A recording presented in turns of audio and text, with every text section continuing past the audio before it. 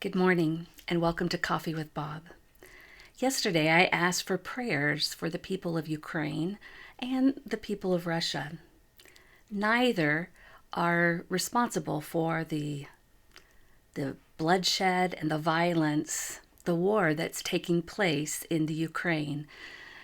It lies with the government of Russia, Vladimir Putin specifically.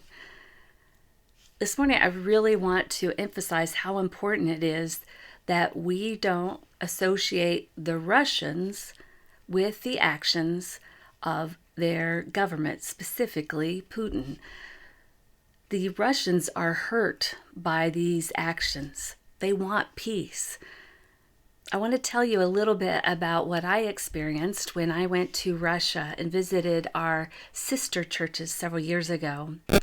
I went on a trip to Ulyanovsk, Russia, with my daughter Hannah and a team of people from St. Luke's.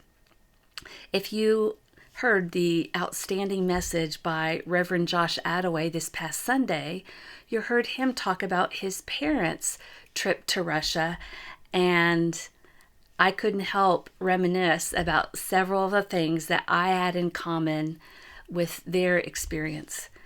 We flew to Moscow and we visited some beautiful churches in that area. And I was struck not only by their beauty, but also by the people inside. They were devout Christians coming during their day, in the midst of the day, to come and pray. And they also gave gifts to the poor. We left Moscow on an overnight train ride to reach our destination of Ulyanovsk. Now you have to understand that taking a train in Russia, the train cars were made out of 4 berths. It was like reading something I would read out of an Agatha Christie novel. And because we were in a group, typically we stayed with each other, but the way the Russian people travel is if you have a berth, you don't know who's going to occupy the other 3 berths. And because of that, we had a Russian man that was staying in our train car in one of the berths. Now, what struck me then and now is how ordinary this is for the Russian people to fully expect to get on a train and to share a small enclosed space with perhaps 3 other strangers. There has to be some amount of hospitality built in within their system to share that kind of space with strangers in a kind and friendly way, which we all encountered on that train ride. The next morning we made it to Ulyanovsk, and as we got off the train, there were all the families associated with the church there. And the families came and they picked up our luggage and took it to their cars and whisked us away in these small cars to stay at their homes. Now, most of them didn't speak English and most of us didn't speak Russian. And I was there, and because most of the Russian people have very small apartments or dwelling spaces, each family was taking one of our St. Luke's team. And so I was in a different place than my daughter. And it was bitter cold, so we didn't have a chance to really talk outside. We had just gotten up and packed, and the next thing we knew, we were scattered in all directions. And I watched my daughter drive off with total strangers, knowing I couldn't reach them. I couldn't reach her.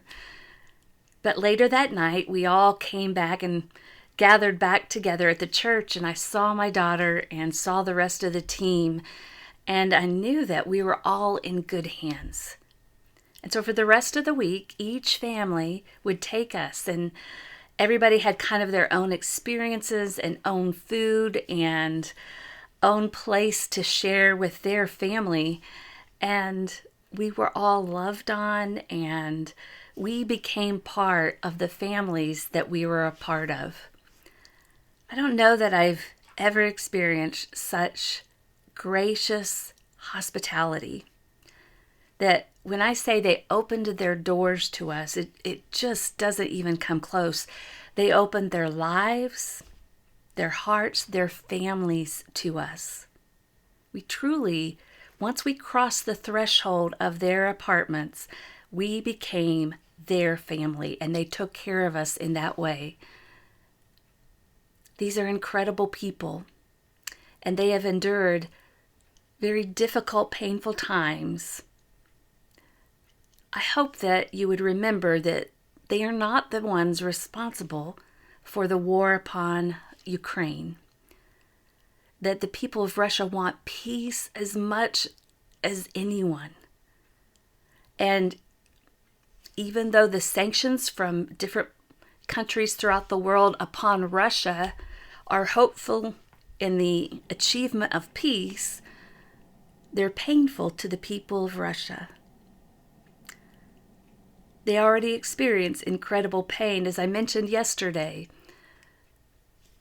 Vladimir Putin has instituted many different laws against his own people to restrict their freedoms and rights. They are frightened, and rightfully so.